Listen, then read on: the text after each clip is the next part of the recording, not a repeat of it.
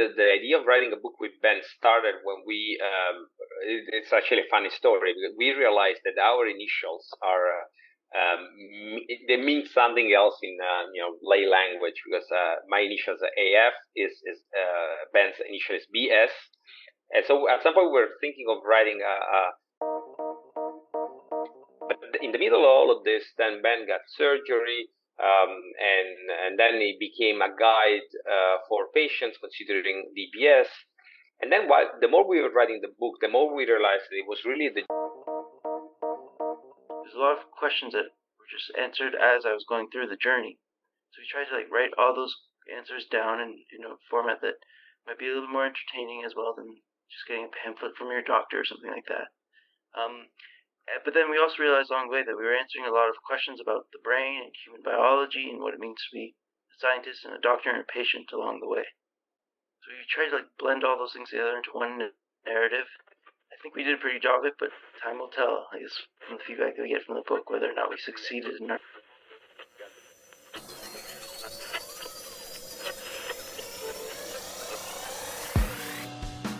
Welcome to Stimulating Brains.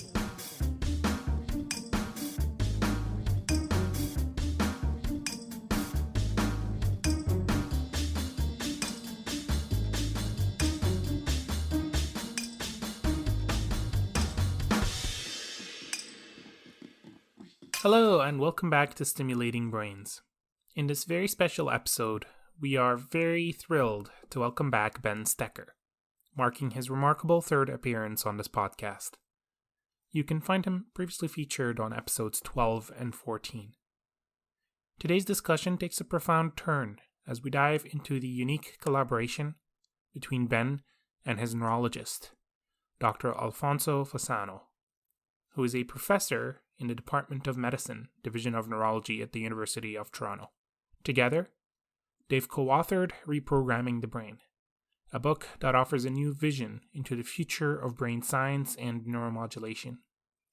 We are very excited to dive into this journey as seen through the eyes of both, a patient navigating the complexities of Parkinson's disease and his neurologist.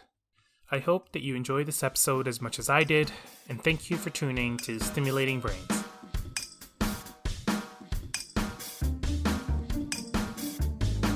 All right. So, thanks guys for joining. This is a fantastic opportunity to hear about the new book. And Alfonso, since Ben has been here twice before, the first two questions go to you, since we usually, ask a first icebreaker question about what you guys do in your free time.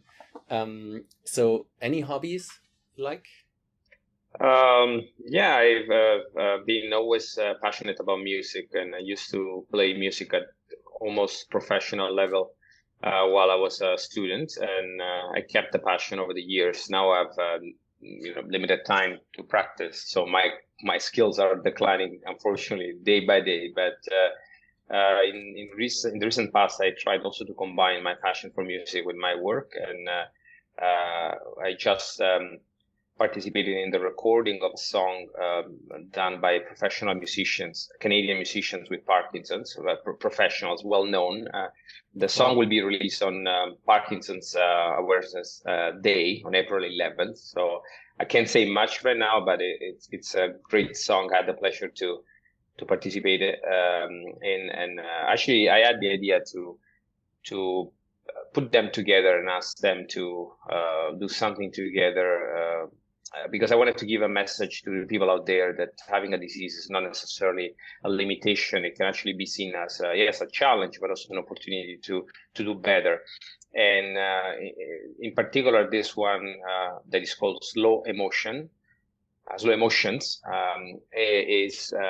it was inspired, I don't know if the title was inspired by the story I told them, but in the past I had the chance to follow several neurologists with Parkinson's. And one of them once told me that with the disease, he's found that his ability to work as a neurologist had improved because he didn't have to finally rush, from 9 to 5 or longer day by day, but because he knew that it would take longer for him to do things, he had time to pause, relax, focus, and he's noticed that a slower pace was indeed better. And that's again an opportunity that a disease can give you, and that's all. The song is not cheesy at all, but this is the philosophy behind the song. Fantastic! That's so cool. And you play the keys mainly, right? Or yes. I play a bit of other. Yeah, I always like to play as many instruments as possible, but yes, technically I'm a keyboard player. Cool. And I think when we met last, I was in Florida. I think I saw you perform on the piano, so I can I can attest that it is great skills there. So really fantastic. I do share the passion, by the way, for music, but I never was really good at a single instrument. But I spent a lot of time playing in bands as well when I was younger, and what instrument? Also different ones, but I also sung. Now my voice today is not great. Maybe it was never great, but at least I had a lot of time and fun in that. So yeah. Cool. So who have been key mentors in your career or turning points to bring you to Toronto, where you're now, your career?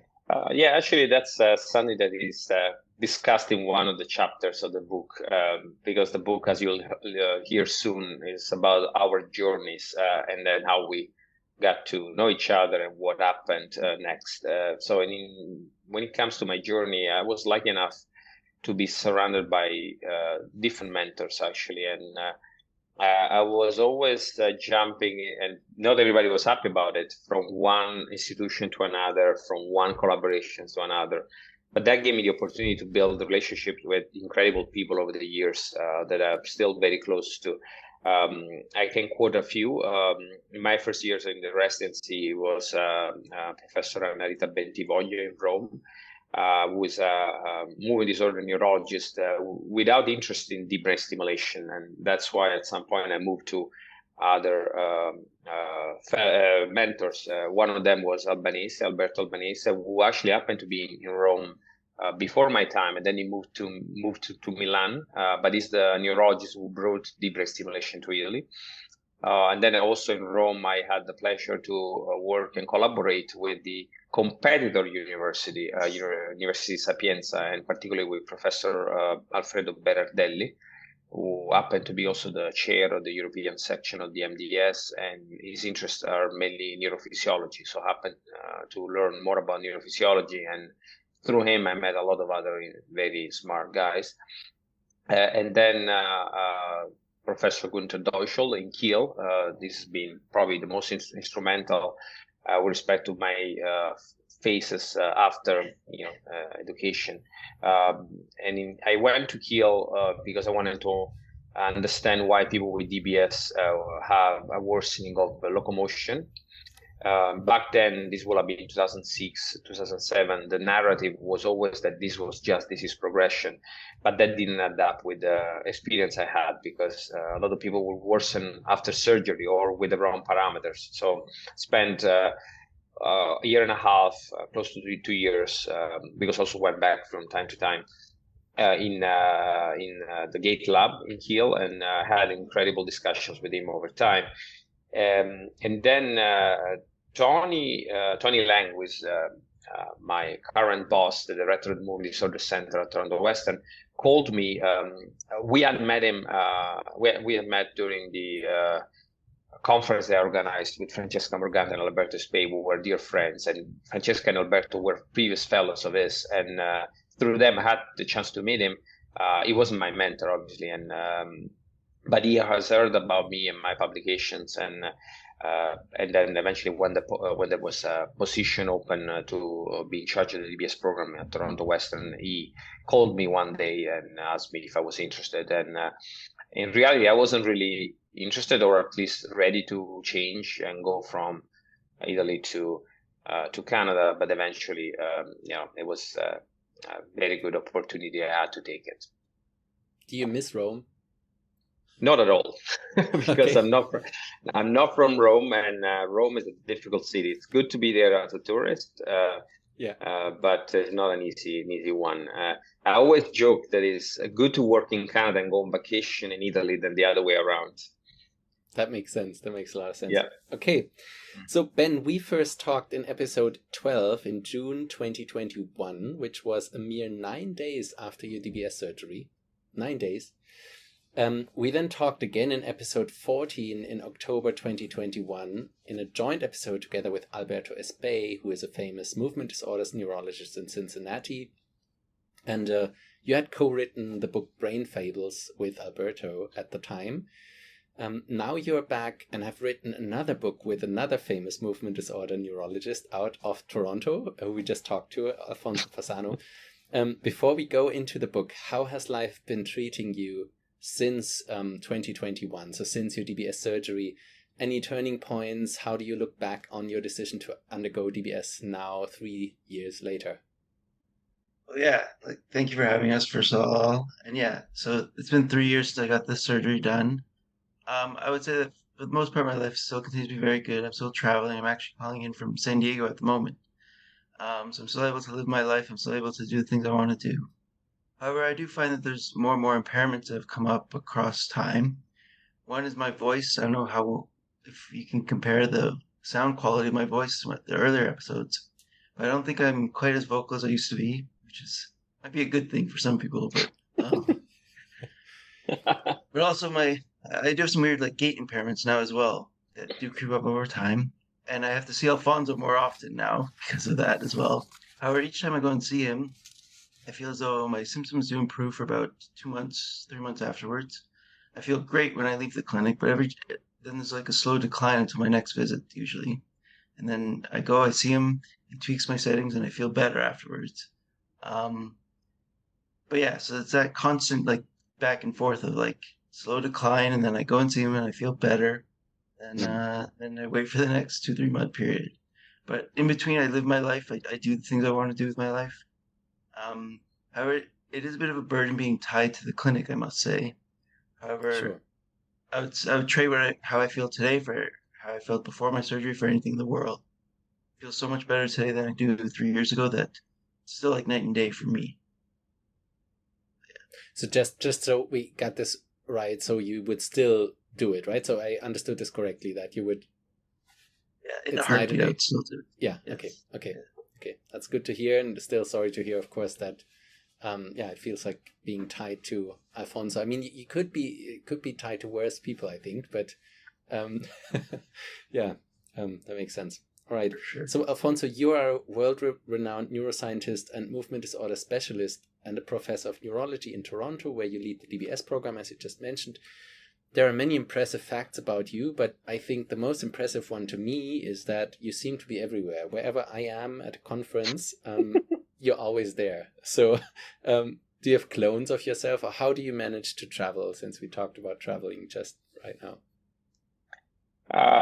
That's not necessarily a good thing, I guess, but so thanks for your nice words. I see myself as a physician, first of all, and I'm, at the end of the day, I'm a doctor, right? So I unfortunately don't have the luxury of spending days and days in a lab, and so most of the time, actually, the work on projects or papers while I'm traveling, and that's one of the reasons I travel, because it's my protected time. It's a way to be protected from other type of commitments, and being a physician. Patients like me. Yeah, that too. But no. But jokes aside, being a physician is an incredible opportunity. First of all, to find the motivation to find answers, which is exactly what I was saying earlier when I said, let me understand why people have a gait worsening after DBS. So being exposed to the challenge and the problems that people have on a daily basis really motivates me and gives me that drive to continue what I'm doing. It's challenging. It's for sure more difficult than being a basic scientist. Probably a lot of people will disagree with me, but it's more challenging because you are also dealing with humans.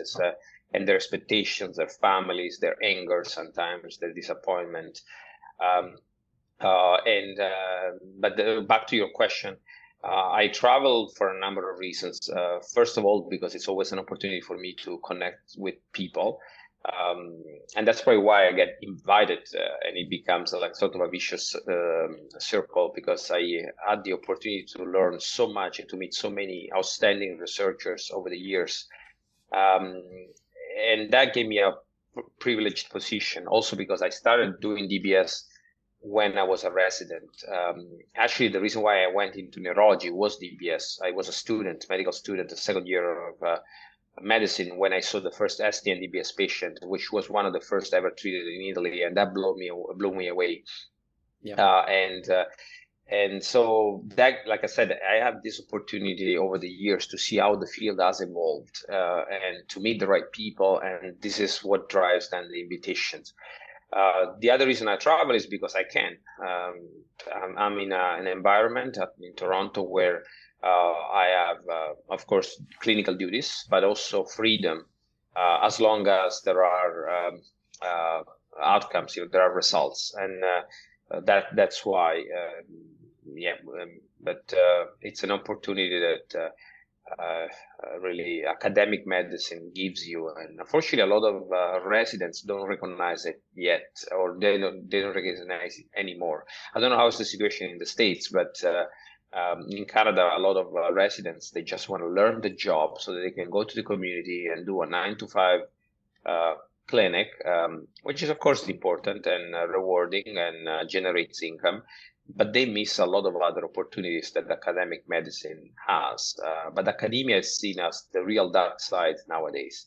And lastly, I just want to expand on what I said about basic science. There was a time when I had a lot of respect for basic scientists, and I still do, don't get me wrong, but I was always thinking, oh my God, this is way more difficult than what I do. And then I started to attend basic science meetings and learn what they think about diseases. So, of course, when they talk about basic science, they are the best. But then, it's not everybody, obviously, but there is a sort of an idea that since clinical work is easy, then start jumping into clinical comments or more practical aspects of the disease, of being a doctor. Also, because some basic scientists are also physicians.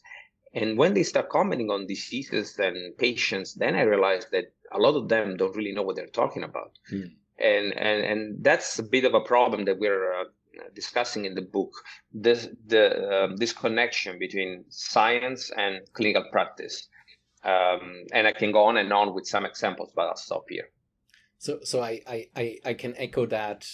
A lot of rodent researchers will put in their grants. This will at some point maybe lead to improvement of Parkinson's disease, just because the NIH wants to hear it. But if you talk to them, they might not be even interested in creating a cure, right? They want to, not everybody, of course, but I've made that same experience too, that they want to find out some cool circuits and so on, but yeah, it's a different way of investigating with the brain, right? But maybe not as much focused on helping patients. Again, it's hard to generalize here.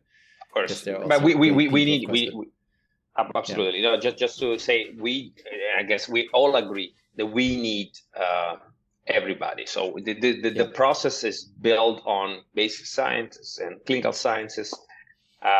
What I think has to change is this idea of one being better than the other. And even if so, we've been talking about a cure for Parkinson's for so long now that if these people were very smart, as they say they are, they should have found a cure. And part of the reason is also, again, the perception of the community out there. Foundations, like granting agencies and foundations, they are always looking for a cure. They're always going after a cure. Meanwhile, forgetting that there are real people suffering from the disease that unfortunately have missed the chance to have a cure, and they need better treatment. But this has now changed, and that's good to see. I want to already apologize that I'm talking too much to Alfonso. The only reason I'm doing this is because Ben has been here twice before, right? And people can listen to your episodes. But one more question before we jump into the book. Alfonso, can you maybe summarize in brief your activities in Toronto? What's your role clinically and what's your scientific focus? And then maybe how you met Ben, and to get into that. Yeah, that was a difficult day for me, and Ben can tell you. But My clinical role is co-directing the DBS program, but initially was a DBS program in movement disorders, but over the years I happened to learn other ways to help people with technology. Just to mention a few examples, pump-based treatments for Parkinson's, levodopa pumps, or other type of pumps. Also, MPH has become one of my interests lately because of the involvement of gait, and also because the model is very similar to the brain stimulation, because you have something implanted. I program VPS, so ventricular shunts, and on a daily basis, but also DBS for other indications, in particularly epilepsy, which is something that's become more and more an interest of mine. So I'm now moving away, or trying to move away, this concept as a DBS for movement disorder. I think that now we need to have neuromodulation specialists, exactly like you have a functional neurosurgeons. You need to have a functional neurologist, or some people call them interventional neurologists, but it doesn't really, there's not a perfect name, I think. So this is what I do on a clinical, from a clinical standpoint. I also had the privilege to train the new generations of physicians that do this type of job, and that's why I'm also trying to implement this vision in the training that these neurologists receive. So I'm the supervisor of a fellowship program at the University of Toronto for advanced treatments of movement disorders, and every year I have 4 international neurologists coming to Toronto to learn, and that's one of the most rewarding parts of my job. Ben has met many of them already, and he can tell you how dedicated and motivated these people are. And from a research standpoint, really my goal is to address the unmet needs clinically that these people have. Particularly axial motor function is what interests me. Particularly gait and balance is the most interesting part of what I do. But over the years, I also recognized other challenges that we deal on a daily basis. Just to mention 2, in tremor, one of the things that I'm working on right now is the phenomenon of habituation, people that lose benefit over time. And again, the disease was blamed, disease progression, and maybe that's the case. Essential tremor share a lot of things with normal pressure hydrocephalus, particularly the fact that it's not a disease, and there's a lot of debate. That's why it's interesting to me to focus on these conditions. Other examples are dyskinesias in people receiving prolonged infusion of levodopa. Again, animal studies have told us that continuous stimulation of dopaminergic receptors is needed to improve and even revert the problem of dyskinesias. Clinical experience and evidence coming from people receiving infusions of levodopa tells us that this is not the case. Actually, people have more dyskinesias over time. And that's, again, one thing that I'm working on right now. So, but the comment is, the philosophy is always the same. I start from clinical needs. I use research to try to answer the questions originated in this respect, and then go back to patients with the answers if I have some. Great. Fantastic. Ben, how did you meet Alfonso? Well, it was about 7-8 years ago. I came back from China. I was living and working there beforehand. And I started to send emails to all the specialists in Toronto, really, because I was living in Toronto, so I thought I would start there. However, I only really got one good response back, and that was from Alfonso. So he invited me to his office. I then came and I started to bombard him with questions. And I saw that he was very responsive to all the questions I asked. He had a lot of patience for me. And I've been indebted to him ever since in a lot of different ways. But I really credit him with getting me to where I am today, making sure that I'm as healthy as I possibly can be. Because without him, I wouldn't be where I am. And I really credit him also with taking the time out of his day to make sure that I was well educated. He knew from the beginning that I had a curiosity about this disease and about the brain and about neuroscience in general. And I remember the first time I went to his office, he actually drew, we drew a neuron, and we started to label all the parts. I wish I still had that picture somewhere. I don't know where that went, but Great. Yeah. What a nightmare, my God. Because it was supposed to be a 5-10 minutes conversation, and it took, I don't know how long in the end, and there were probably a dozen of patients mad at me that day waiting for me to go see them. But actually, I want to take this opportunity to emphasize one lesson I got from one of my first mentors, Dr. Bentivoglio, that I mentioned earlier. Once she told me, we know so little in neurology, and we rarely help people with these neurological diseases. The very least thing we can do is being kind to them. And that really resonated. And I'm not always kind to patients, and they can tell you, because sometimes my philosophy is that they're part of the team, and therefore they have responsibilities. And if they don't do their part, I can get mad at them, exactly like they get mad at me if I don't do my part. But in reality, the principle is always the same, trying to help them at least being human. And this is what happened that day with Ben. Then I didn't realize that it was going to be such a complicated morning for me, but that's history. That's actually what's in the book.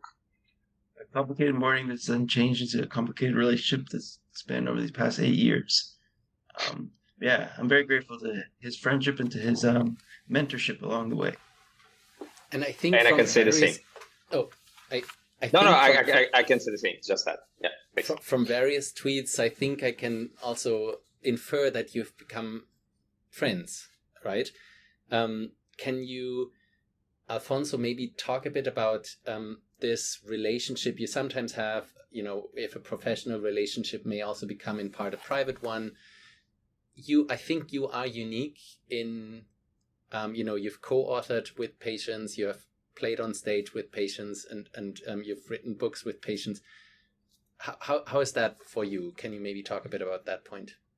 Yeah, that's a great question, Andy. And it's a difficult one to answer because I don't think the doctor needs to be the patient's friend. It is complicated. I remember once had an argument with Ben. I don't remember what the argument was about. It was all around clinical care. It was doing something that I didn't agree with. I don't remember now the details. And probably even if I knew, I would not share now because of Ben's privacy. But I remember that he emailed me at some point and he said, Alfonso, I think I can find another DBS neurologist. It's probably better if we stop our relationship as a doctor-patient and we are just friends. And I replied back to him, one of the most difficult replies I ever written to someone. And basically the answer was, look, Ben, there are not many DBS neurologists out there. That's actually a well-known problem in Canada. And I think you need me more in that capacity. You might have many more friends than DBS neurologists. So I'd rather step down from the friendship position so that we can keep this professional relationship, because it's more important for you, my role in that capacity than as a friend. Then things changed. I think eventually we continue doing what we're doing, and it's working, and it's working in general. But it's difficult to be a friend because you don't want to be invested emotionally, because when emotions are on the way, you don't have the best answers and the best decisions, of course, in patients' interest. But also because I need to be free to detach myself and also be mad at them, as I said, and that doesn't have to be on the personal level.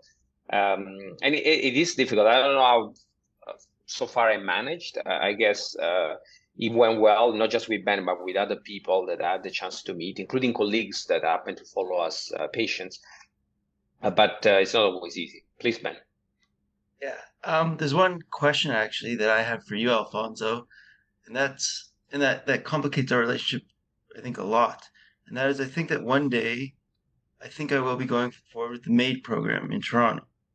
Now, whether that's 20, 30 years in the future, who knows when, but would like you to be there for me in those last moments as well. I'm wondering, one, if you can introduce what the MAID program is, and how much have you thought about me eventually going through with that program? Andy, this is typical Ben. See, now he's the host of the podcast. He's asking question himself. Yeah, actually interviewed me about this topic. MAID is medical assistance in dying, and it's something that is legal in Canada. I know that in the States it's not always. It depends on the state, and it's very different. Canada is a very progressive country, as you probably know, and they have this law. And that was actually something that interested me quite a bit when it was approved, because coming from Italy, from a Catholic country where this is not even possible to be discussed at the parliament level, and probably to some extent Germany is similar. This was an interesting topic, also from a philosophical standpoint, and that made me realize that the right to end your life is a fundamental right of the individual, and unfortunately, religion comes in the way, and as usual, biases the assessment. It's an opportunity that everybody should be aware of, and rarely I talk about it with people. I don't think it's something we need to consider all the time, and to actually very rarely is to be considering, thankfully, for the diseases I deal with. And this is to answer your question, Ben. I might be wrong, but I don't think MAID is in your future. That's why I never thought about it. That's because, well, at least in my experience, when Parkinson's patients have looked into MAID, very few eventually have gone ahead and had it. Because thankfully, Parkinson's is not ALS, it's not cancer, it's not something with necessarily a bad prognosis. So it depends, it's down to the value of the individual. If the person wants to function always 100%, then yes, Parkinson's can come on the way and limit that ability to function 100%. But if you are content with what you have, and if you find a way to fulfill your life, even when there are disabilities, you don't really look into MAID, and you find purpose anyways. Thanks, great answer. So Ben, on your let's go into the book a bit. On your website, which is tomorrowedition.com, you have interviewed a very large number of neuroscientists, and you blog a lot about new developments in the field of Parkinson's disease and neuroscience. We should probably also mention, and I've mentioned that in the introduction, that you are a patient ambassador. In your new book now with Alfonso, you wrote, when you returned from China, you went on a mission to seek out the best minds the world had to offer me. You are now a patient advocate and chair of the patient advisory board at Rune Labs. And over the years, I think you've met a lot of people in the field. You've become a patient investigator to some degree as well, if I can call it that way, right? In a way, you have become a scientist yourself by interviewing people, by talking to people, by trying to find out as much as you can about your disorder, about the brain, but above and beyond. Is it somehow possible to summarize these activities in a nutshell of you trying to uncover most you can? I would say that it's one way to kind of characterize everything is that it's really, for me, it's been studying language more than anything else. I think we're all fundamentally just language kind of beings in some sense. And what I've done by uncovering the field is I've really just tried to figure out what are the words that people are using to describe these different conditions, and what's the context in which they use those words. That's been kind of like the summary of my investigation. Is that neuroscience is like any other discipline. It's really just about language. You have to know the language if you want to talk about it. If you want to talk to scientists as well, if you want to talk to researchers, you have to be able to talk about it on their level. So I go into labs, and I get invited now to give talks all around the world. That's why I'm here in San Diego as well. I was invited by a company to investigate, to talk to them about my experience. And that's been the real thing that I think has been eye-opening for me, is how few companies and academic labs even invite patients like myself into their labs and give me and people like me the chance to talk to them about our experiences. Because really they're trying to help us at the end of the day. But there's such a wide disconnect between patients' lives and our experiences and what these people are studying in these clinical labs. Often they're far removed even from the clinic, let alone from the real world experiences that patients like me are going through. That's something that I think I've tried to infuse in them, is a better understanding what the real world experience is like for us, and how to actually help bridge as many of those gaps as I possibly can along the way. Yeah, and I mean, you are an expert on Parkinson's disease, like none other in many ways, right? So I very much applaud this effort, and I think the same applies to any patient with any disorder. But I think we'll also get. Sorry, go ahead. yeah, but I've also realized I'm really just an expert on myself and my own condition. Parkinson's disease has so many different symptoms that are associated with it, so many that I still have not experienced myself, that I can't really call myself an expert in Parkinson's. I'm really an expert in what I have and what my specific type of degenerative condition, which I think is kind of unique. That's exactly what I had wanted to add. That I know you have emphasized again and again, and we talked about it also in the conversation with Alberto Spey, that there are various types, as many. I think you sometimes say that there are as many types of Parkinson's disease as there are patients diagnosed with Parkinson's disease, and I very much agree. And that I think that is part of the same truth, that you know yourself much better than any doctor would, right? Who probably has general rules, and so bringing that together, and as you said, to Alfonso, to be a team, be part of the team as a patient, or just be the team together. That makes so much sense to me. So it's really should be applauded what the two of you are doing. And if I may, I have another question for Alfonso, and Andreas, feel free to chime in as well. Like it's pretty well established Parkinson's is so heterogeneous that covers so many different symptoms, and yet we have therapies like DBS and levodopa that work for so many of these people. Do you still think Parkinson's, it makes sense for us to call it one single disease? Parkinson's disease still have utility in the real clinical world? And then looking forward into the future, do you see anything coming online that might one day render things like DBS a relic of the past, at least for Parkinson's disease? Mm-hmm. Well, thank you, Ben, for having me and Andy in your podcast today. Where I can answer this question, you know the answer already. Right? There is no Parkinson's disease, exactly like there is no essential tremor, there is no cervical dystonia. These are all syndromes. Syndrome as to indicate a combination of signs and symptoms that we aggregate, we put together in cluster, and we give them a name. Obviously, most of these names come from an era when medicine was way simpler, and now we have a better understanding molecularly of what's going on, not all the times, but in many cases. And if anything, that has given us the opportunity to realize that there are diseases, for example, Parkinson's caused by a mutation of Parkin gene or LARC2, and they tend to cluster to some extent because they're also variable. You probably know that in LARC2 related Parkinson's patients, not everybody has Lewy body. Some others have pathology without Lewy body that were seen as the hallmark of Parkinson's disease. And now we have Parkinson's patients without the pathological hallmark of the disease in the brain. And Parkin is an even better example in that regard. So this is just and these are rare forms of Parkinson's disease. But this is just to say that we are dealing with thousands of rare diseases each time we are seeing patients from a clinical standpoint. And unfortunately, we don't have the granularity to look for signs, clinical signs, that can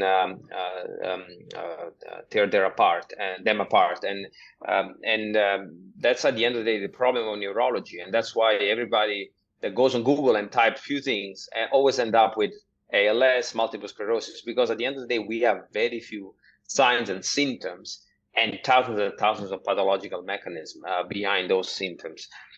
So we need biomarkers, we need better genetic understanding, we need better environmental understanding, which is probably the biggest challenge we have at this point. So finding a way to scientifically work on something called exposome. So how to characterize and quantify what we've been exposed to in our life, because a lot of the answers are there, and they're more difficult to test than genes.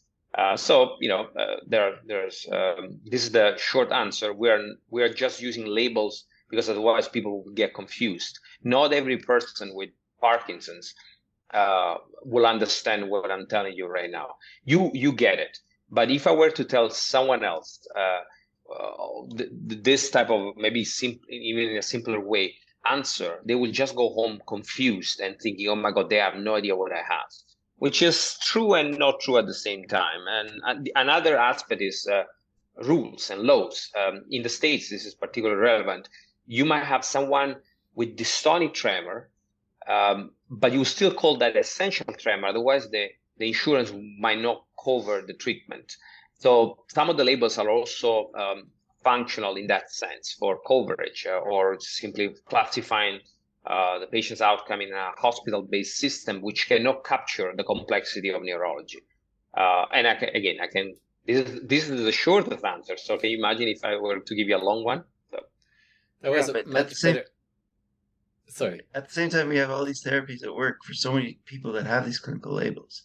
How do you make sense of that fact that L-DOPA and DBS work for so many different patients with these clinical labels? It seems like it is almost one disease in that, from the therapeutic sense. Yeah, that bias the assessment, because we look at that and we say, oh yeah, this must be the same disease. But actually, you can diagnose someone with Parkinson's even without knowing if they have response to levodopa. Exactly like you can diagnose someone with normal pressure hydrocephalus even without having the response to a TAP test or a VPS. So the effect of treatment biases what we do, and it becomes a circular argument if you think about it. So we don't want to talk about treatments when we define a condition. But yeah, this is what we do in the end, because at the end we do what we do to help people, and so treatment is an important part of our job. Much better answer than I could have given by far. Maybe one thing more philosophically, you could also say this is a question about lumping and splitting, right? How much is the splitting helpful? How much is the lumping helpful? And if we lump too much, then at some point it's not true anymore at all. And then it's not helpful. But if we split too much, maybe it gets too complicated, right? So in a way, I think the lumping may make sense, as you say, with treatments, right? That there seems to be, at least in many of the people diagnosed with Parkinson's, I think not in all, levodopa is helpful. DBS might be helpful, right? So there's utility in the label to some degree, right? To just simplify the lives, not just of the patients, but also of the doctors, that they can talk about people and so on, right? So we need language. Yeah. You're an expert on that to some degree, but I very much agree. Maybe we lump too much, or that's at least to be determined of how much we should lump or split. Yeah, just one final question on this, Alfonso. Would you say that I have Parkinson's, or is it more accurate for me to actually describe myself as having something like nigrostriatal degeneration? Which label do you think best fits? Still Parkinson's, because otherwise you go home and you tell your family have nigrostriatal degeneration. They will say, okay, this is something insane. So again, we got to be practical here. Medicine is a very practical process. But the reason why we start talking about nigrostriatal degeneration with you is because you have an incredible good response to levodopa. So when we see that, we know that most of the deficit in your brain has to do with the nigrostriatal system, so the system that produces dopamine that is missing. In Parkinson's, unfortunately, it's not always the only problem, and there are other circuits and other parts of the brain that are degenerating, and we cannot replace those functions. So when I see a good response like in your case, then I say, okay, this is mainly a nigrostriatal degeneration, as opposed to a purely striatal degeneration, which means that there is no receptor for dopamine, and therefore even if you give the medication, there is no improvement, which is, for example, what happens in multiple system atrophy. And that's at the end of the day, the reason why we still do levodopa challenges. People think that we need to do levodopa challenge for determining criteria of selection in DBS surgery, for example, but it's actually not the real reason. We do that to have a sense of what type of disease we're dealing with. So you still have Parkinson's disease, but in the back of my mind, there is a purely nigrostriatal problem, which is good for you and reason why you respond well to treatment.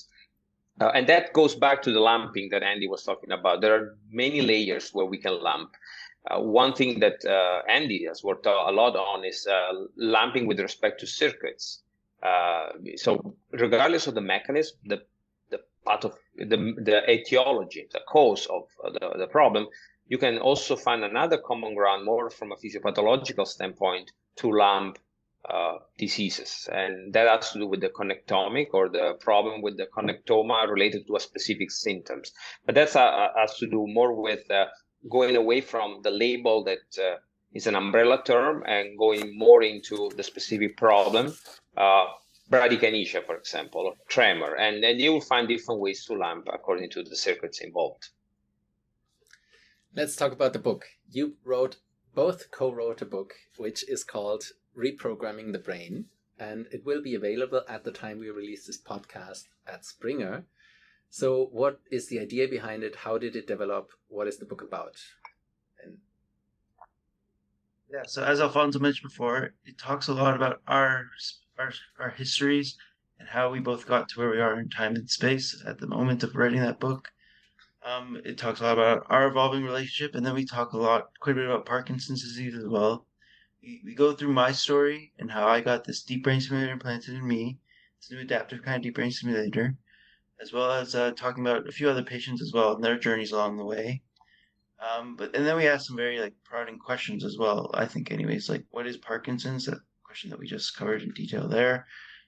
Maybe it makes more sense to even call it something like an oscillopathy, which is another question we ask in the book, rather than actually calling it Parkinson's. And that's, again, if I can, Andreas, I'd love to ask you, do you think it might be more helpful for us to maybe call these diseases oscillopathies rather than giving them the clinical label of Parkinson's? Great question. Again, I don't know what's going to be more helpful. To me, these are not exclusive terms even, right? You really, as Alfonso said, it would address things at a very different layer, right? I think the striatonigral degeneration, for example, is a very pathologic or pathomechanistic term. Oscillopathy would more speak about maybe the function in the brain, right? There's some sort of, dysfunctional circuit, some maybe oscillation that shouldn't be there in the brain, right? But and then Parkinson's disease is more the typical label you'll find in the, in the Oxford Dictionary. So neither of these labels grasp everything, I think. And so to me, they are not mutually exclusive. And I would love to ask you, because, you're called that way, right? You're labeled that way in a way. And that is, so you should essentially tell us what is the most comfortable label. But then beyond that, I think there's also practicalities again, right? We have to come up with some terms to be able to talk about it. And then I think the fun thing is anything we give a name, let's say a tree, that will always lump things to some degree, right? Because there will be things that are maybe in between bushes and trees, and they're not really trees, but we still call them trees, right? Or a lake and the pond. I think we once tried to find out what is the real difference, and it's not so well defined, right? What the actual difference is. So I think language has that to it, but maybe the problem is, I think biology operates on spectrums. There's no one thing that is just one thing, and yet humans, we love to classify things into different buckets so that we know so that we can exchange information with each other, really. So that's kind of the philosophical reason behind all of that. Yeah, and then, but I think it would be a little bit more helpful if we talk about how we actually treat these things a little bit better. That's, I think, maybe nigrostriatal degeneration, or another word that kind of indicates that term, might be more helpful for somebody like me than Parkinson's. It's for example, we have better treatments for nigrostriatal degeneration than we have for Parkinson's disease per se. So I fit the treatments more clearly than I do that label called Parkinson's. Another treatment is DBS, which we can talk about in more depth, and which we talk a lot about in the book, especially this new kind of adaptive deep brain stimulation, which I have in me. So I think, sometimes these relabelings do happen, right, in medicine, and sometimes they come with better understanding of things. So I could live with that, personally, but no strong opinion, to be honest. Yeah. Might make Alfonso's clinic more hectic to run. Yeah. So if I might say, my sure. take on the book is because you were asking us about the book. Probably the idea of writing a book with Ben started when we. It's actually a funny story because we realized that our initials are. They mean something else in lay language, because my initials are AF, is Ben's initial is BS, and so at some point we were thinking of writing a sort of a guide to patients to make sure that they are aware of the BS that is on the internet when it comes to Parkinson's, because unfortunately, all of us are exposed to placebo, but Parkinson's more than others have a lot of effect of placebo. So the idea was to expose all these BS treatments on the internet so that people could choose wisely. But in the middle of all of this, then Ben got surgery, and then he became a guide for patients considering DBS. And then the more we were writing the book, the more we realized that it was really the journey. It was the story of a journey, my journey as a physician and a human, Ben's journey as a professional, human, patient, and then how we got together, what happened next. And yes, in the book, there are also practical aspects that people need to be aware of and how to select the right treatments, because we are not saying DBS is for everybody. We also discuss stem cells, we discuss focused ultrasound. But then it becomes more and more of as Ben said, the journey of a cohort of people that are surrounding us, our colleagues, other researchers that Ben has met in his life, and also the many stories of patients that Ben could share with me that I was surprised to hear for most part because of his role as patient advocate. So he has met a lot of people, and every person has their unique story from which we have something to learn. So the book really evolves in a very convoluted way, if I may say, which you can actually even see from this interview today, because we go from one topic to another. Yeah, the book in a way has this sort of a spiral of comments ranging from Ben's story to what is Parkinson's disease and how we found a cure, and so I had a lot of fun writing the book, and that's at the end of the day what I really want to convey here. It was also fun to do it in Italy. Ben came with me to write it in my hometown, and then also here in Canada. And I still remember one post that Ben wrote at some point on LinkedIn, when he wrote, "I'm pleased to say that we've finally done with the book and we haven't killed each other," because it's true. So in the book, there was also a lot of disagreement. Can you talk about that process? I think, as you said, you met in Italy. I think I even saw a picture with your parents. Is that correct? Yeah. With the two of you. So how did that go? Did you block some weeks and then had typewriters set up, probably laptops, or? Yes. Yeah. How was that? Yeah, well, it was in my hometown. I come from a small town. It's a medieval town of 2,000 people on a mountain in the south of Italy. And the place is called Nusco, and it's the ideal environment to relax and focus. And actually, this is where I write many of the things I do. My family was taking care of the logistics, like food and the rest. So we really had to just focus on writing. But I think what's more interesting here is to hear Ben's perspective, because Ben used to North America. He's traveled a lot, of course, but used to Toronto, big city, was all of a sudden brought into a very different environment in a small community. So Ben can have more stories than me, for sure. I would have asked who made coffee, but I realized that it's Italy, so Ben wasn't allowed to make coffee, I'm sure. So Yeah. But did you get to enjoy some good coffee there, Ben? Kept me far away from the coffee machine and the pizza makers that were there. Yeah. I mean, at the end of the day, the book is a lot about our relationship and how it evolved over time. And I learned a lot about Alfonso himself, just going to his hometown, meeting his parents, obviously, meeting all of his childhood friends that were still there in Nusco. One kind of funny thing is that a lot of them don't seem to really understand what Alfonso even does in his day-to-day life.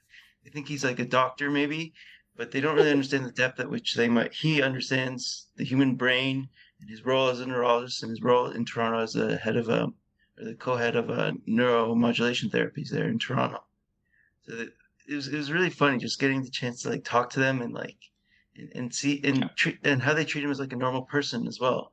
I think that's what Alfonso loves about going back to Italy as well. Exactly. That he's not really like this big world-renowned expert there that gets invited all over the world.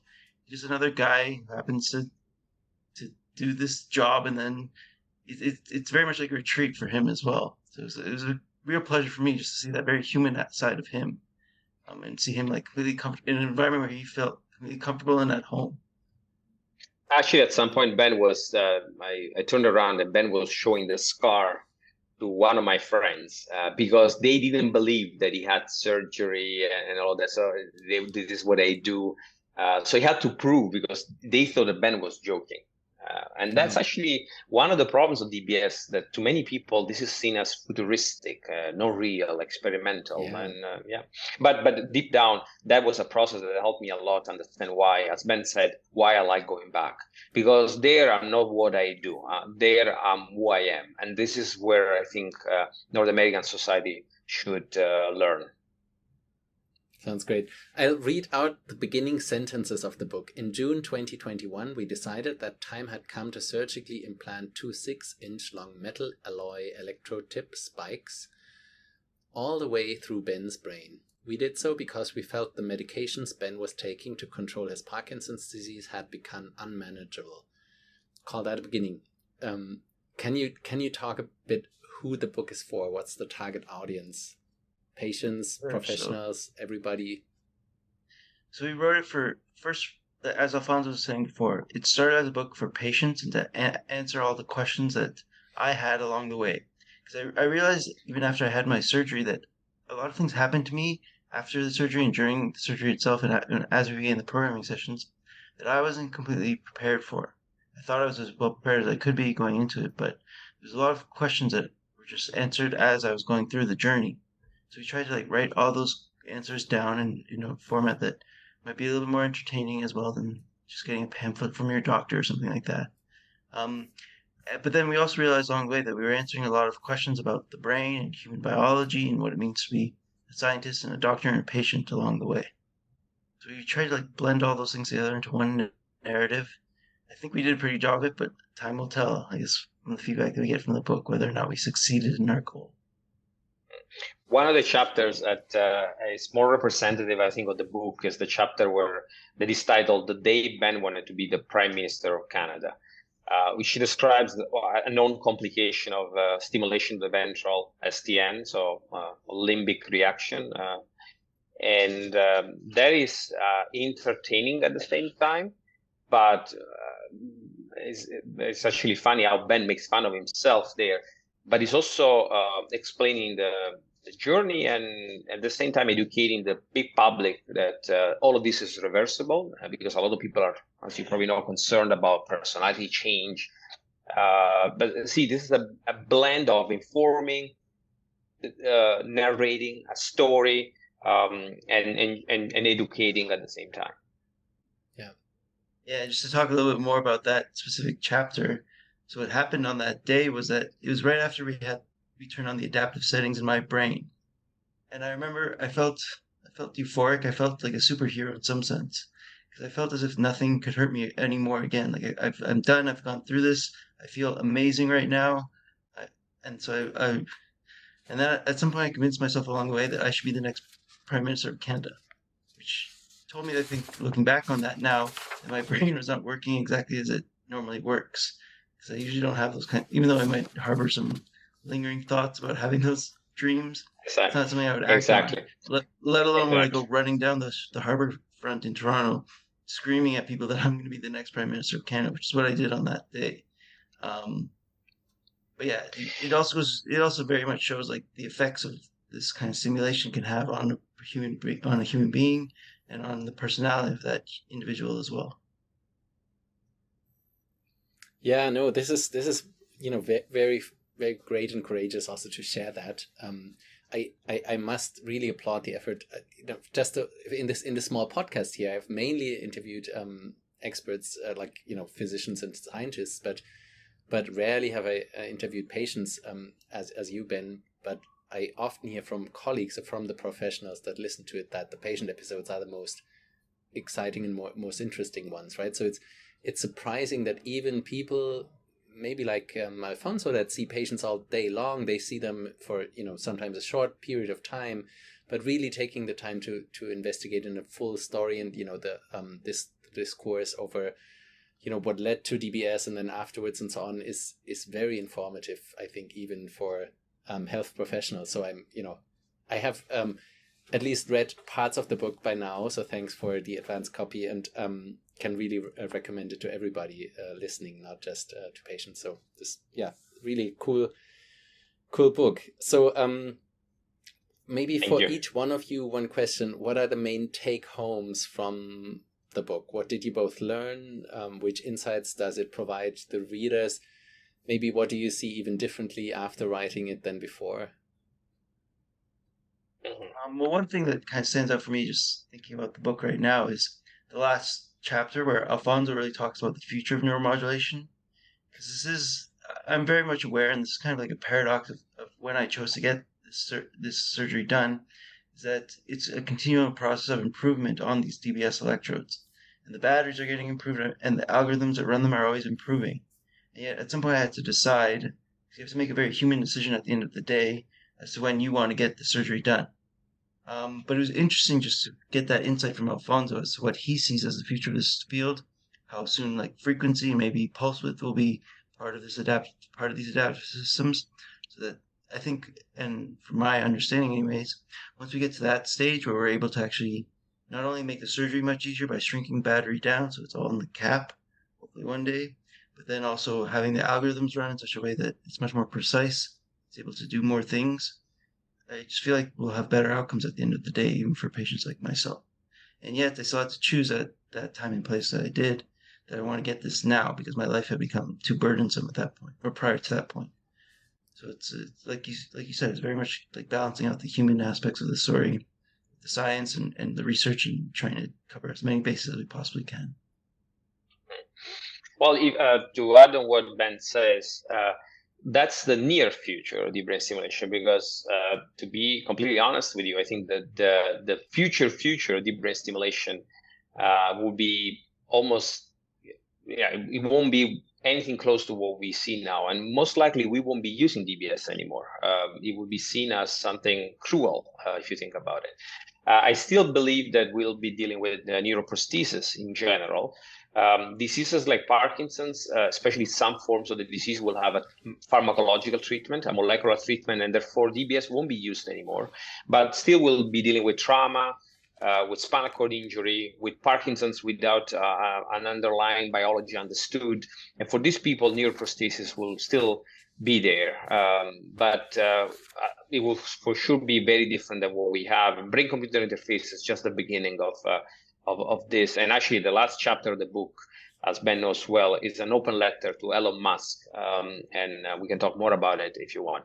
But as for my take-home message, what I learned in the process, I can tell that this is it's become really the documentation of something that I've been believing and doing throughout my career, which is focusing not too much on the medical history of a patient, because we all do that, past medical history, remote medical history. That's part of what we are taught at university. But the focus, I think, is on what I call the biographical history of a patient. So what they do, what they want to do, how they spend their free time, what their ambitions are, and because at the end of the day, we decide whether to do something or not based on these aspects.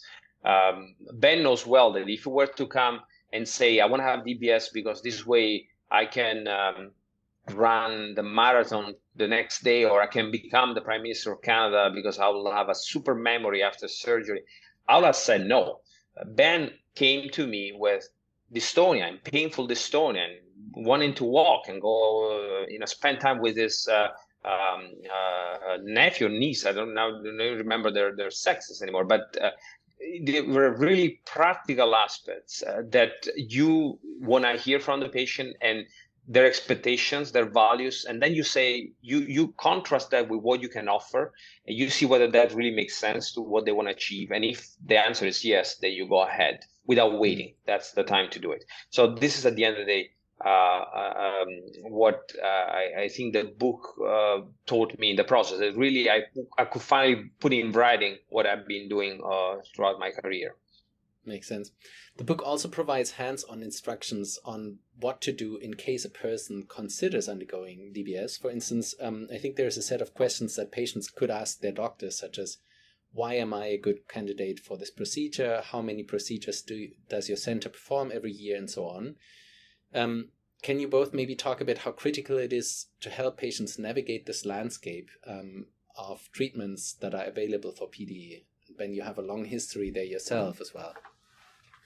Yeah, and like I said, the impetus for writing this book came out of the need that I saw.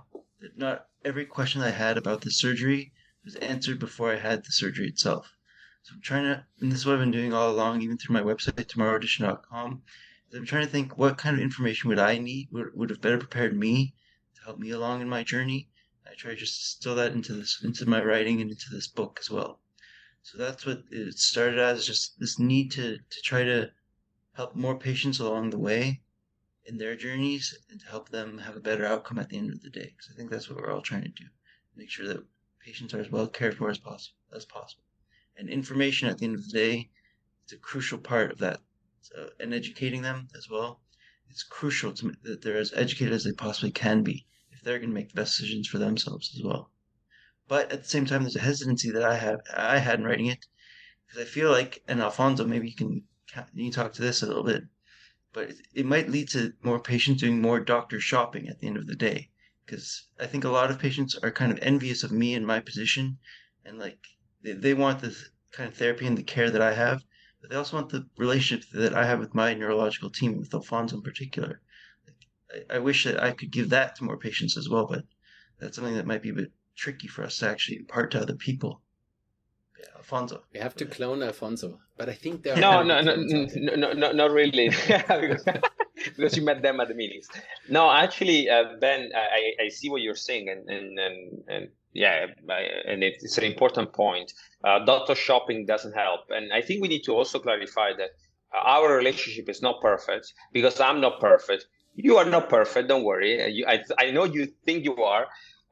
So I don't want people to believe that you need to have a doctor with whom you write a book to have good care. That's actually not the case.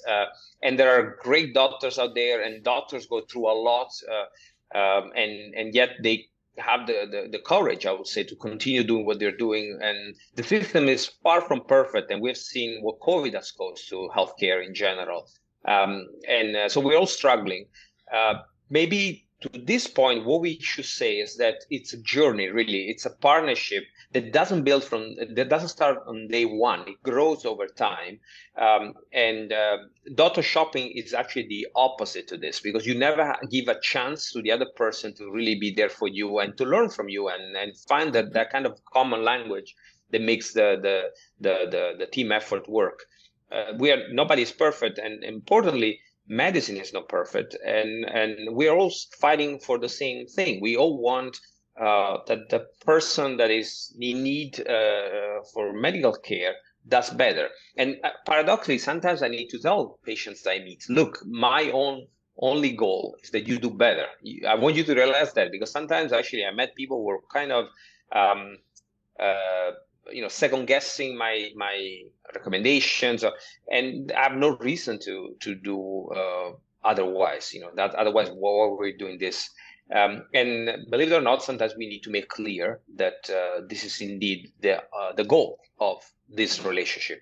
And so I think there are a lot of great people out there, and you don't have to write a book. Actually, that's it's something that came on the way as a sort of a fun thing to do, but hasn't necessarily changed how do we interact, patient doctor kind of thing. Yeah, but also more practically, I've benefited from the system that I happen to live in, which is Canada, and the kind of healthcare that we have access to there.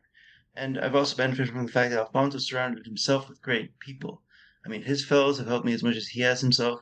There's two fellows in particular I want to mention, Dr. Kay Sadi and Dr. Alexandra Bochers.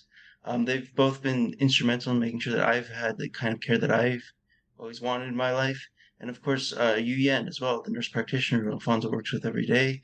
Those three individuals, I credit them almost more than Alfonso, on some days anyway, with helping me, making sure that, because they're the ones that are there for you at the end of the day. You spend the most time with them in clinical settings anyways.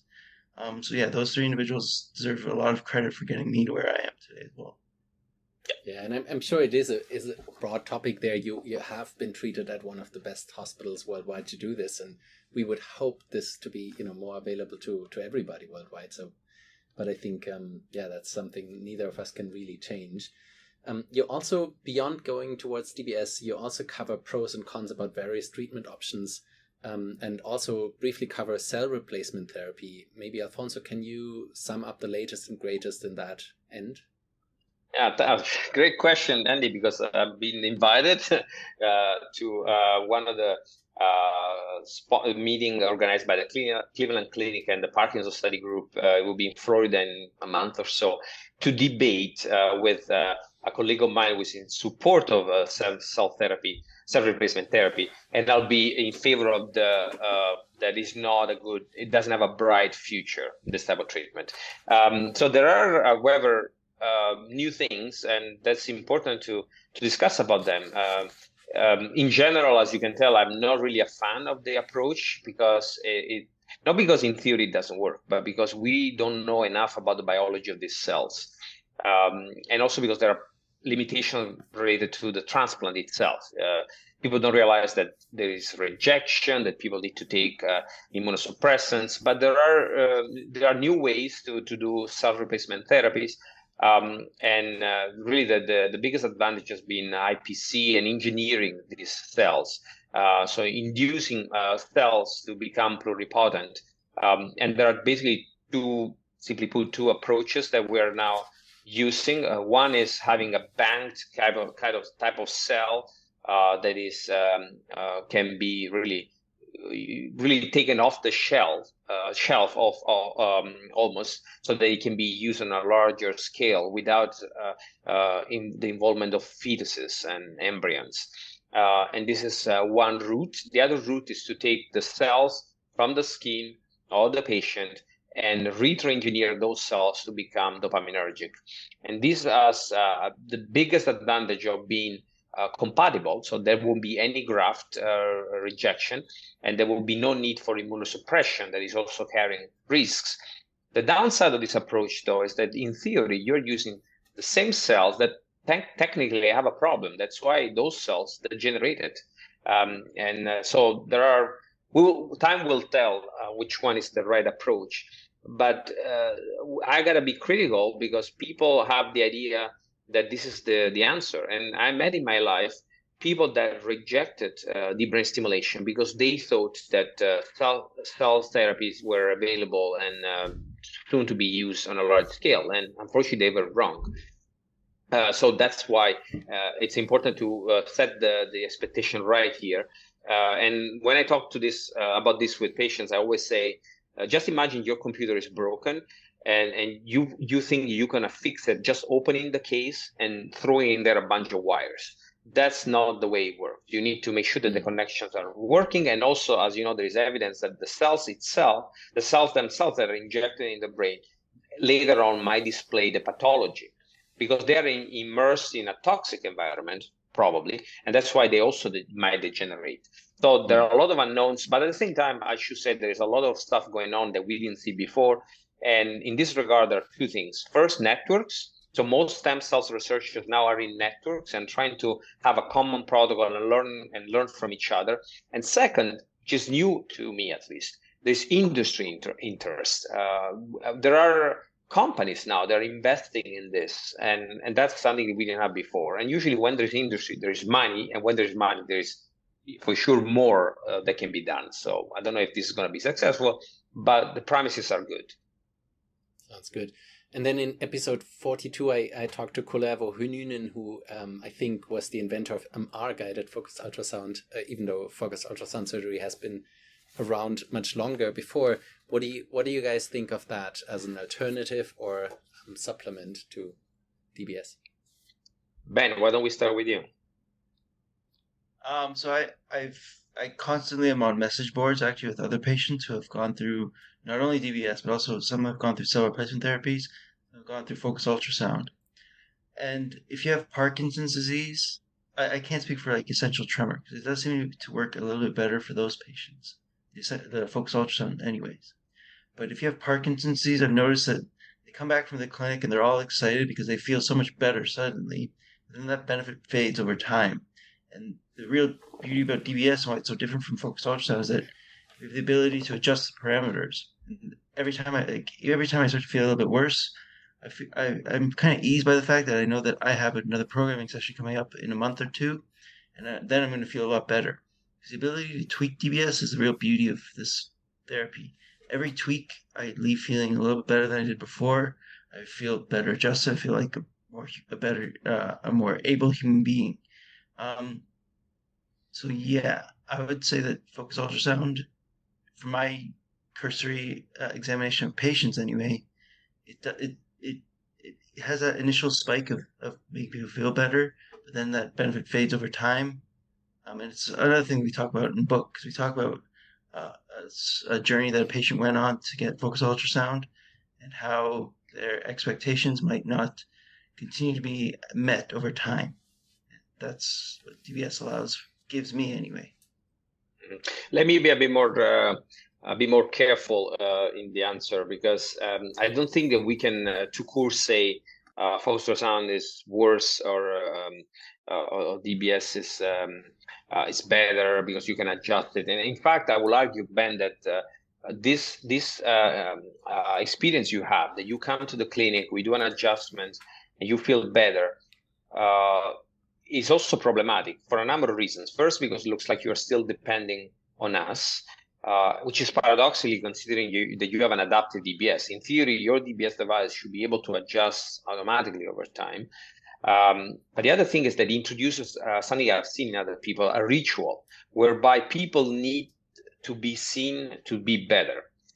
Because each time you'll be better after the adjustments. And unfortunately, that's not always the case. So some people come over and over and over, and we simply don't find the setting that helps for a variety of reasons. So there are caveats there too. But I agree, obviously, with the fact that DBS is adjustable.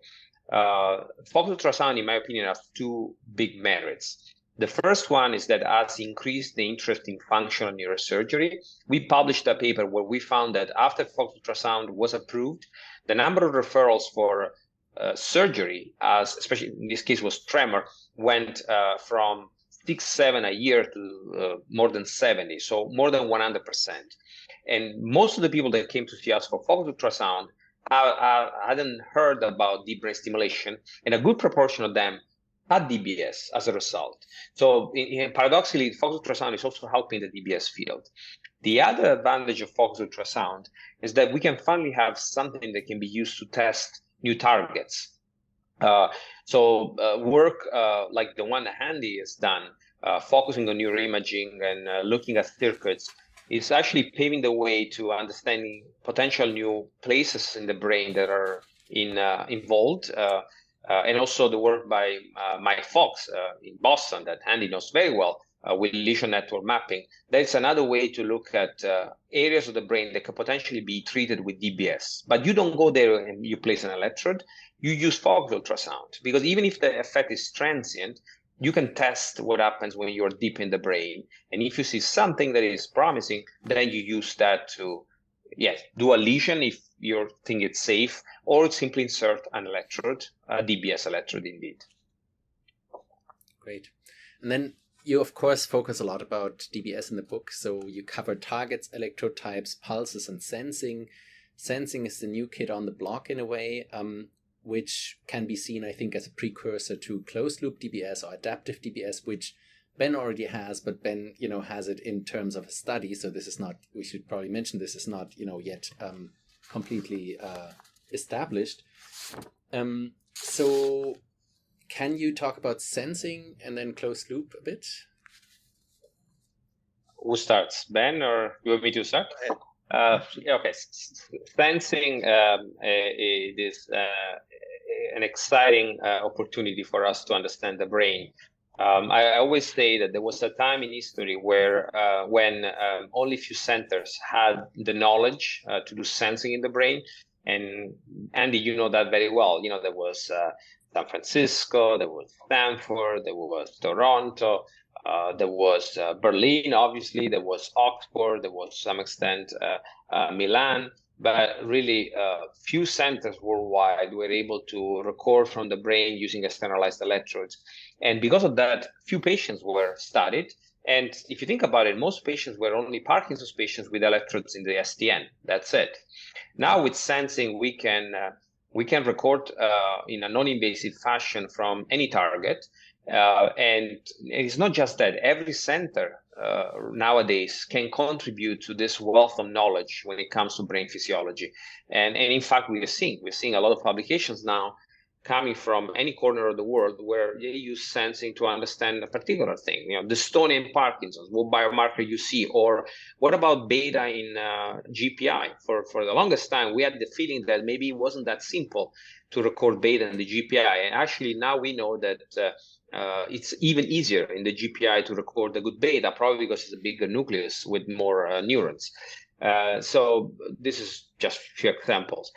So that's an incredible opportunity, but it's also seen with skepticism in many clinics where obviously they're in a tight schedule, and sensing introduces a delay in the process because it's something else that you have to do when patients are in the clinic. And some clinics say, well, this is just for research, I don't need this.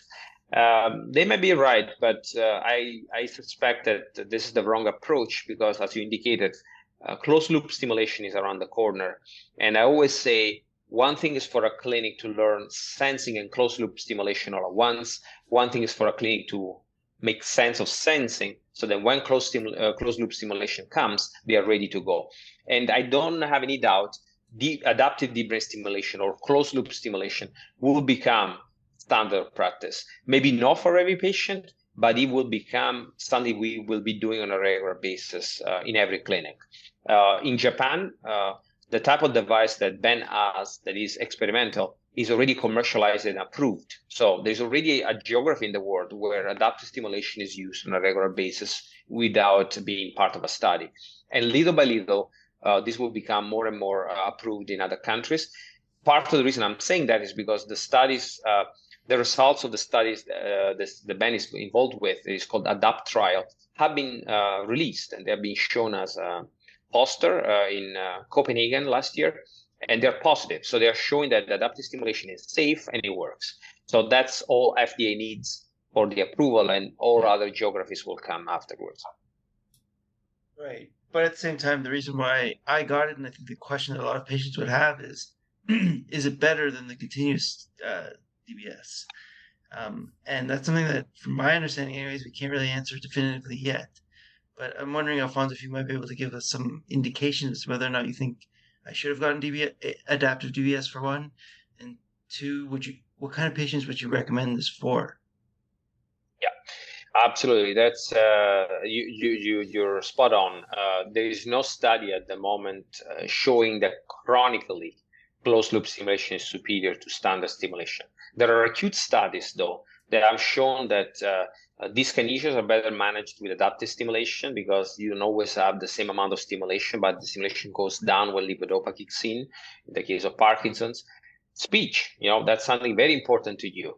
And that's probably why in the back of our mind, adaptive stimulation was always an option.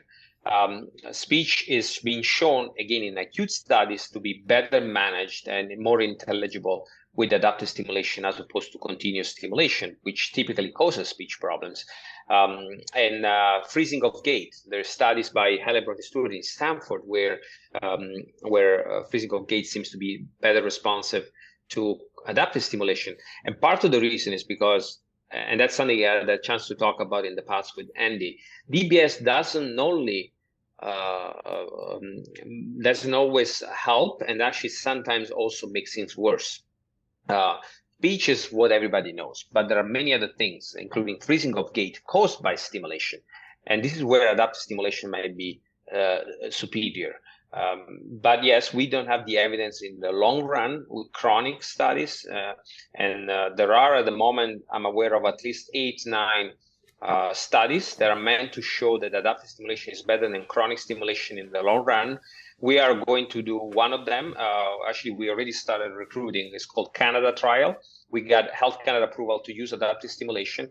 And guess what? Our endpoint won't be UPDRS. It will be speech intelligibility, freezing of gait, dyskinesias. So we're trying to prove now chronically what's been seen in acute studies.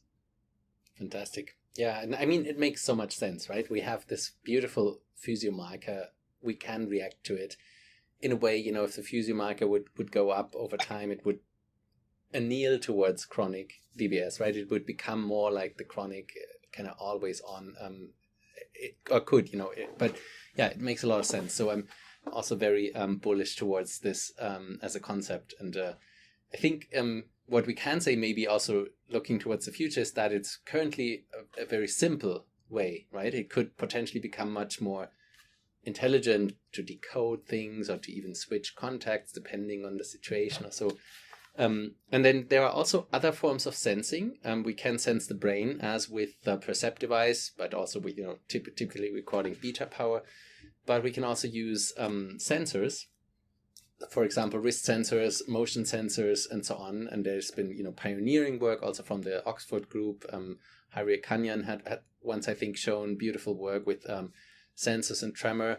And I think a big push towards at least that idea comes also with, for example, the Apple Watch or similar devices becoming available that bring this, in a stylish fashion. And Ben, since you work also with Rune Labs and the Strive PD app, do you want to talk a bit about that and maybe the idea of collecting motion data, using them? How useful are they to you as a patient?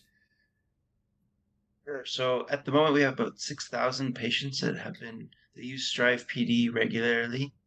And we've learned a lot just from that collected data as well. But on the individual basis, I'm able to actually open up my iPhone, and just by wearing the watch all day, I don't have to do anything else. I just need to make sure that the app is downloaded. And that's the real beauty of it, is that it's all passive. There's not a lot of burden on the patient. All you have to do is wear the watch, and then all that tremor and dyskinesia data, which is FDA approved as well for being markers of tremor and dyskinesia, we get all that information brought back to us. And then what that does is, for patients that often have trouble, one of the biggest barriers is that patients have a lot of trouble communicating with their doctors about everything that was wrong with them over the course from the last clinical visit to this clinical visit.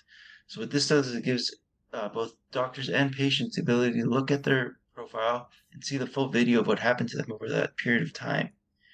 We're hoping soon to actually progress that into markers of on and off stages as well. Using the tremor dyskinesia data, we can actually get some proxies for whether or not the patient was on or off. And then over time, we have all that data now that's been accumulated in one spot. It's put together by the team over at Rune Labs in San Francisco. And we're hoping soon to actually be able to, so we're hoping that more patients will be able to do what I do. That's bring all that information into the clinic and then use that information to better tune whatever therapy they might be on. It doesn't have to be DBS. It can be just titrating their levodopa as well, or titrating their other Parkinson's medications as well. So all the information is helping us better make clinical decisions. We're hoping soon that will be rolled out on a wider basis as well. It's more trials, more studies. Sounds great. In chapter 23, entitled Future of Neuromodulation, you show an ideal outcome, which would be more time to be a doctor, not a technician, showing a picture of both of you, which I find fantastic. Can you walk us through the optimal future of DBS, maybe Alfonso?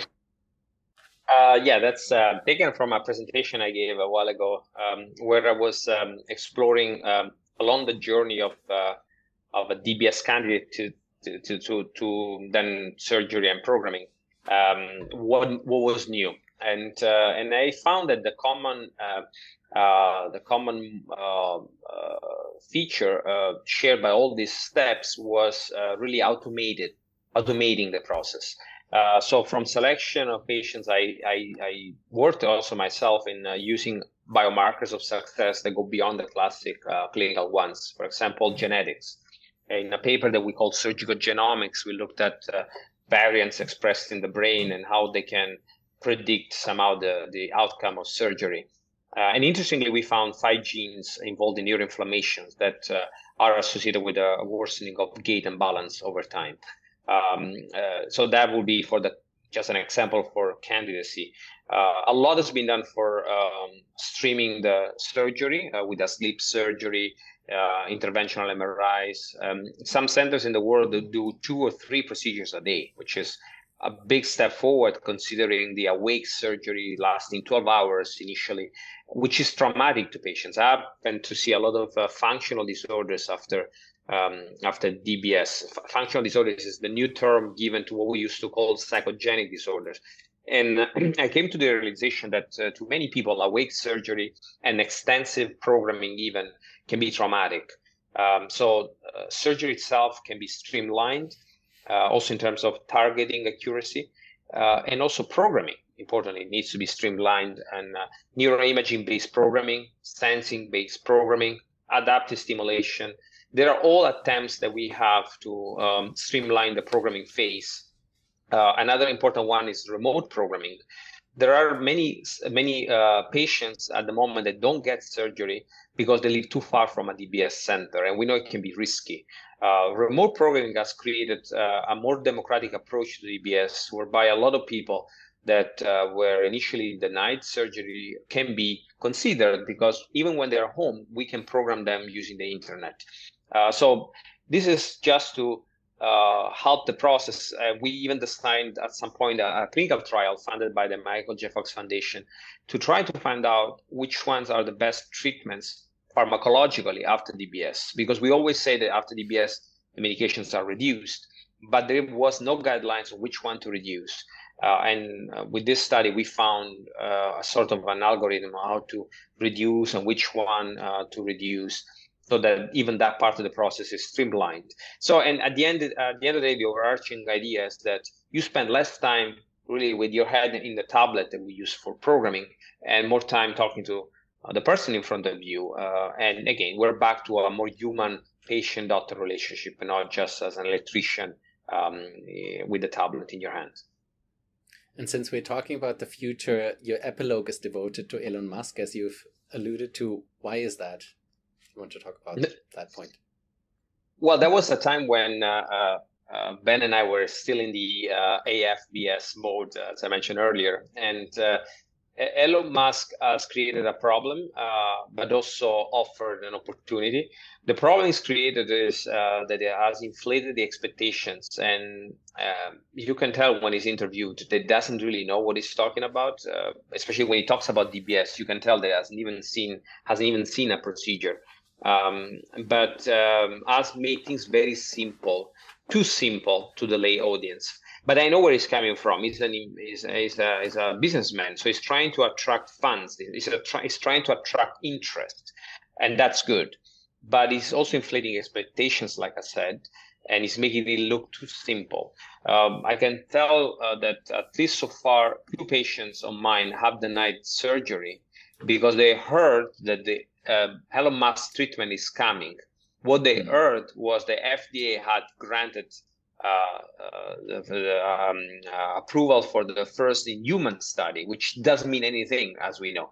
But the way he talks about it makes it look like, oh yeah, we're ready to go, and this will become used in any corner in the world, and that's not the case. We know that well. So on the one hand, it's increasing the interest in BCI neuromodulation, which is good, but there are a lot of people that have been working on this well before he started talking about Neuralink. And on the other hand, it's creating false expectation, in my opinion. So we need to find more balanced messages. That's why we decided to write this chapter. Ben, please. Yeah. And to put it simply, to quote what we wrote in the book, we desperately need people like Elon Musk to be scientists, not salesmen. Yeah, that's a good point. I mean, I'm sometimes, if you compare him to other businessmen, he does know a few things about this or that, right? But I also think it's created a distortion in the whole field, also in investment, I think, even for DBS companies at large and so on. So yeah, interesting. And then to wrap up, what do you think are the greatest missed opportunities of our field? What should we be doing but are not? Maybe Ben can start. I know you think of a lot of stuff there. Well, I'm glad to see that there's more focus on DBS nowadays. I think that it's good to see that there's more activity in the space. There's more companies investing heavily in it. I wish, obviously, that there's more investment happening in the space, because then we might be further along today than we otherwise are. For example, I wish that there were more companies that were thinking about how to actually shrink the battery down so we can get it all into the cap. So then the patients don't have to go through the second part of the surgery, which is far more painful. And from what I gather, that's where most of the infections come from as well. Also, the battery replacements are something that has become more cumbersome for me in particular as well. So I'm glad to see that there are some companies in this space that are thinking about how do we actually get this, shrink everything down. But I wish that there was more. Also for patients, I would say it's very much a continuation from Brain Fables, the same kind of message is that I wish more patients had the capacity and were able to, and I think that more patients can if they just had more of the impetus to do so, is try to find the disease for yourself. Don't just be content with the label of Parkinson's or ALS or Alzheimer's or whatever you might have. Try to go out and define it for yourself. I think that's one of the messages that I try to give in all the patient talks I give is, yes, you have this disease, but now it's a question, what do you do about it? And while the disease may impose certain restrictions upon you, focus on the things that you can do. There's still, like, life is still worth living. It's still something you can take joy in. Still take pride in the work that you're doing. So yeah, that'd be my basic message to the world about the book. Alfonso, thanks. Alfonso, any thoughts? No, of course I agree entirely with what Ben said. There are many missed opportunities in addition to what he said. Just to add one is the opportunity to collect data. We are living now in the era of the big data, and we could do more. And this is probably also when patients' participation is key. A lot of people still see research as being a guinea pig, which is not the case. Most of the time, it's something that will eventually help the same person part of research. And even if not, I think it's your way to give back. Once a patient told me that he wanted to be part of a research, and I told them, or her, I don't remember now, I said, well, look, you need to know that you don't have to say yes necessarily. If you don't want to do it, don't do it. It's okay. And also, I need to tell you that this might not translate into something beneficial to you. This was a DBS patient, and they said, yes, I get that, Dr. Fasano, but I realized that what I have right now is standard clinical practice, but it started from a group of people who were brave enough to agree to have it for research. So if anything, I need to give back to them. And that was really a great statement that has resonated since. And so this is just one of the many opportunities. We have written sort of in the book, actually, this is actually coming from Ben's writing in his blog for most part, sort of a letter to the future researchers. And one of them, we said, one of the points is, study patients, don't study cells in vitro. And that's something else that we probably should be doing more, to building large databases with a more agnostic approach to the disease, looking for biomarkers at large. Everybody talks about biomarkers these days, but really it starts with collection of large samples of people, which is something that our friend Alberto Spey is doing in Cincinnati right now. So yeah, this is just yet another missed opportunity that thankfully now people are starting to work on. Great. Before we wrap up, is there any topic you would have liked to discuss that I missed? Any question, any thought? Mm-hmm. Well, I'm always prone to philosophy, I guess. I would have loved to talk a little bit more about, or I would ask the question, I guess, to both of you about how has DBS changed your understanding of what we are as human beings? Because for me, getting this procedure done, it changed my understanding from kind of like a chemical factory going on in my brain to more of an electrical storm that takes place. I mean, yes, it's driven by chemistry, but at the end of the day, it produces electricity. It's the electricity that matters more. It seems to matter more than the chemistry does. I'm wondering if you would agree, and what other takeaways you might have about how DBS impacts your understanding of human beings. That is a great question. Okay, so I mean, it is sometimes. I think growing up and beginning to study medicine at some point, there were, at that age, often these, discussions with friends or so about, do we have a soul? Is the brain all we have, and so on. And I grew up in a quite scientific household, so for me, it was always quite clear that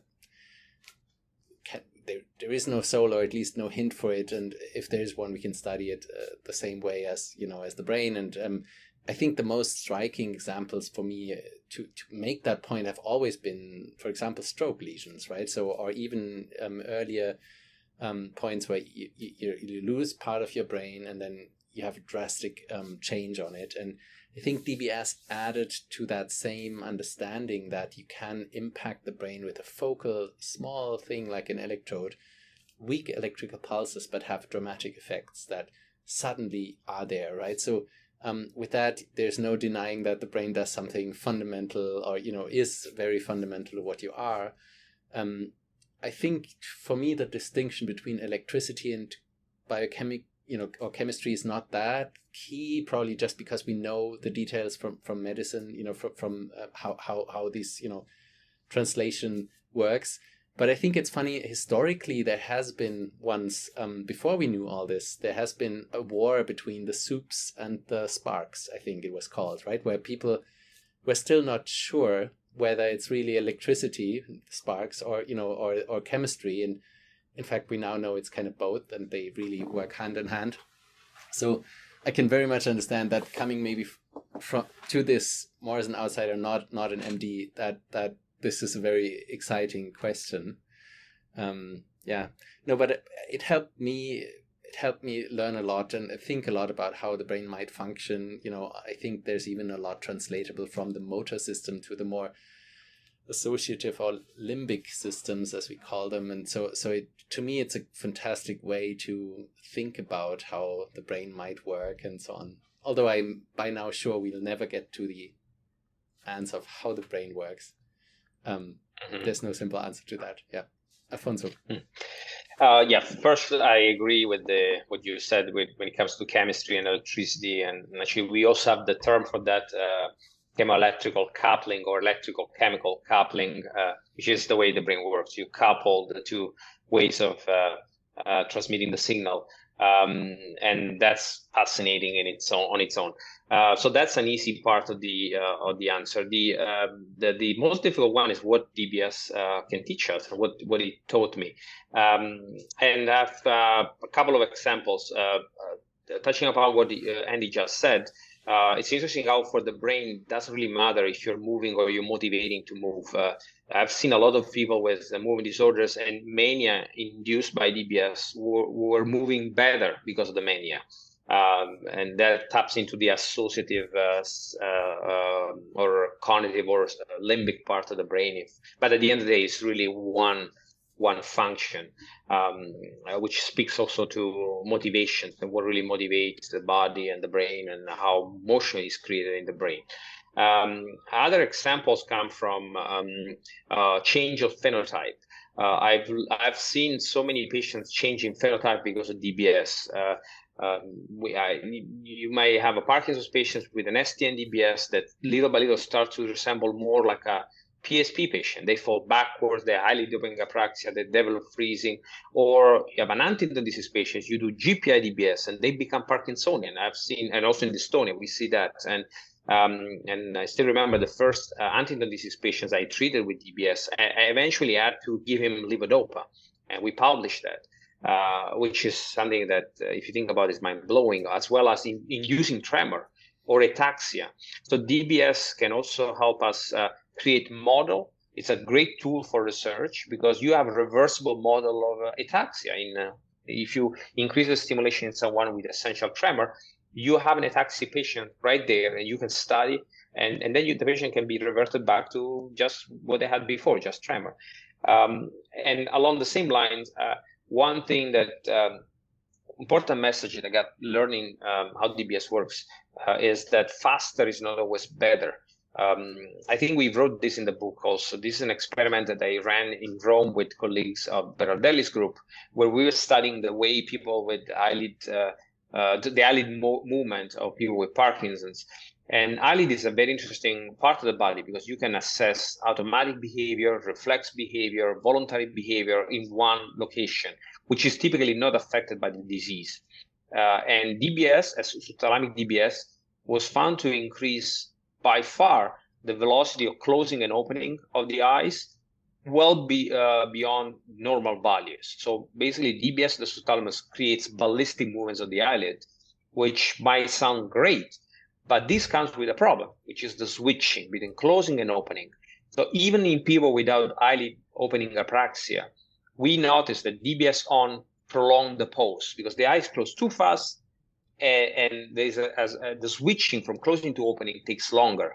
But then levodopa shortens that. So it creates really a nice example how synergistic things can be. But like I said already, the biggest lesson here is that faster is not better.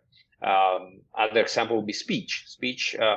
The loudness of speech in Parkinson's patients with ST and DBS is actually greater. So people talk, the volume of their voice is higher, but the intelligibility is poor because the articulation is again lost. And that perhaps goes back in a circular way to my earlier answer when I was telling you about slow emotions. And, one of the lessons is that being fast is not always a good thing. I think that's a great statement to end this conversation. So I want to thank you one more time for taking the time and congratulate you on your fantastic book again, and can really recommend it to listeners. So thanks for being here. Thank you, Andy.